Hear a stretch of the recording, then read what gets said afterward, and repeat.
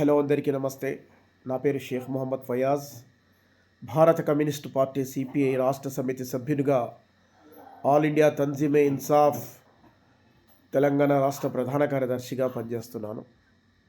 ఈరోజు ఈ చిన్న వీడియో చేయడానికి గల కారణం, నిన్న పార్లమెంట్లో కేంద్ర హోంశాఖ మంత్రి అమిత్ షా గారు భారత రాజ్యాంగ గ్రహీత, ప్రపంచంలోనే కార్ల్ మార్క్స్ తర్వాత అతిపెద్ద మేధావిగా పేరు పొందినటువంటి, ఈ దేశంలో బడుగు జీవుల ఆశాజ్యోతి అయినటువంటి డాక్టర్ భీమ్రావ్ అంబేద్కర్ గారి గురించి, ఆయన ప్రస్తావన గురించి, ఆయన అహంకారపూర్వమైనటువంటి వ్యాఖ్యలను నేను ఈ సందర్భంగా తీవ్రంగా ఖండిస్తున్నాను.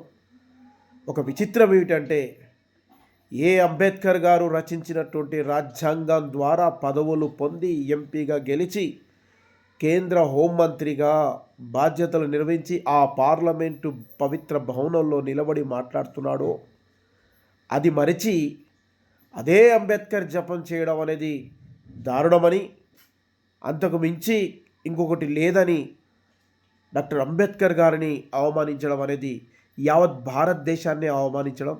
ఈరోజు ప్రపంచవ్యాప్తంగా ఉన్నటువంటి అనేక దేశాల అధిపతులు, మేధావులు డాక్టర్ భీమ్రావ్ అంబేద్కర్ గురించి గొప్పగా మాట్లాడుతూ ఉంటే, ఈ దేశంలో ఉన్నటువంటి అధికార పార్టీ, అందులో నెంబర్ 2గా ఉన్న వ్యక్తి కేంద్ర హోంమంత్రి పార్లమెంటు సాక్షిగా ఇంత అహంకారంగా మాట్లాడడం అనేది ఇది ఏ రకంగా కూడా సరైనటువంటి విషయం కాదు. దీన్ని తీవ్రంగా ఖండిస్తూ ఉన్నాం. నిజానికి బీజేపీకి, ఆ పార్టీ నాయకత్వానికి చిత్తశుద్ధి ఉంటే ఖచ్చితంగా అమిత్ షాని దీనిపైన సంజాయిషి అడగాల్సిన అవసరం ఉంది. ఆయన మంత్రి పదవి నుంచి ఆయన బర్తరఫ్ చేయాల్సిన అవసరం ఉంది. ఇలాంటి బాధ్యత రహితమైనటువంటి ప్రకటనల ద్వారా